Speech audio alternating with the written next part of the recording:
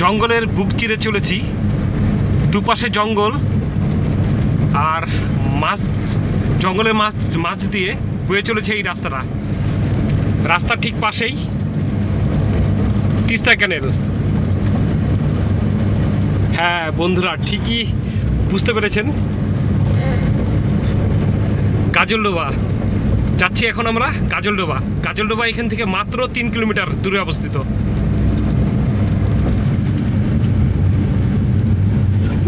Welcome to কাজলডোবা, ভোরের আলো।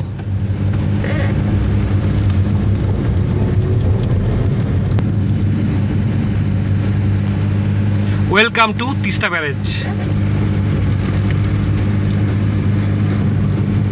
হ্যাঁ, কাজলডোবা চলে এসেছি প্রায়। এটি কাজলডোবার সেই ব্রিজ, যে ব্রিজটি কিছুদিন আগে তৈরি হয়েছে। আমরা ব্রিজের উপর দিয়েই যাব।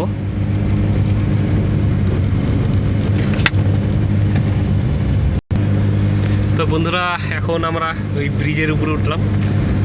না সাইডে চলে দাঁড়ান।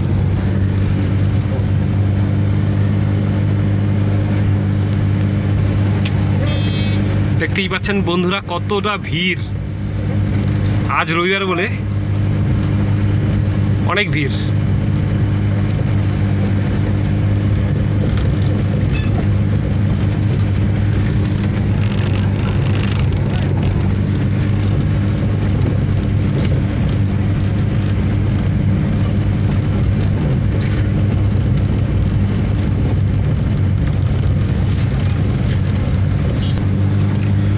বৃষ্টি পার করে আমরা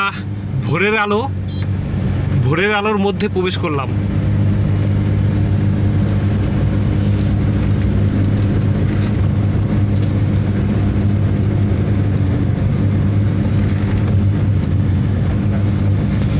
তো আমরা ভোরের আলোর মধ্য দিয়ে যাচ্ছি।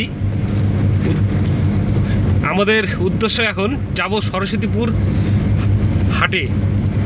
আজ রবিবার, সপ্তাহে একদিন করে রবিবার সরস্বতীপুরে হাট বসে জঙ্গলের মাঝে। ওই হাটে যাব। এখানে দেখা যাচ্ছে বড় একটি জলাশয়।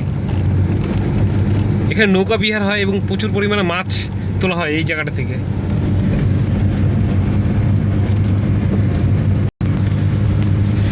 ভোরের আলো পার করে আমরা এই জঙ্গলে প্রবেশ করলাম। ওই দেখা যাচ্ছে একটা টোটো আসছে। টোটোটি ওই সরস্বতীপুর থেকেই আসবে।